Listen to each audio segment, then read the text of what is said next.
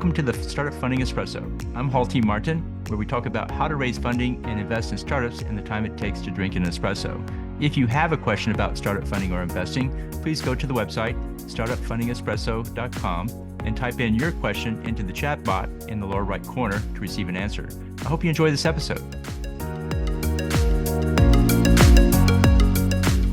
Hello, this is Hall T. Martin with the Startup Funding Espresso, your daily shot at startup funding and investing. The lead investor brings value to the startup. Here's a list of values lead investors can bring to their fundraise.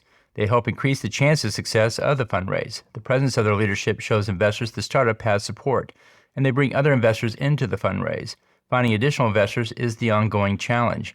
Many investors will not invest without a lead investor. The presence of a lead investor solves that problem. The lead investor can help progress the fundraise process. The lead investor typically invests 20 to 50% of the round, which takes care of a sizable portion. The lead investor leads the diligence, which is oftentimes the biggest hurdle in closing the round. The lead investor manages the legal process and papering the deal.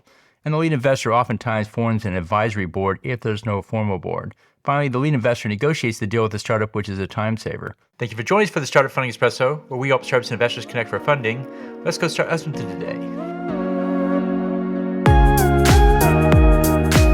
Hall T. Martin is the director of Investor Connect, which is a 501c3 nonprofit dedicated to the education of investors for early stage funding. All opinions expressed by Hall and podcast guests are solely their own opinions and do not reflect the opinion of Investor Connect. This podcast is for informational purposes only and should not be relied upon as a basis for investment decisions.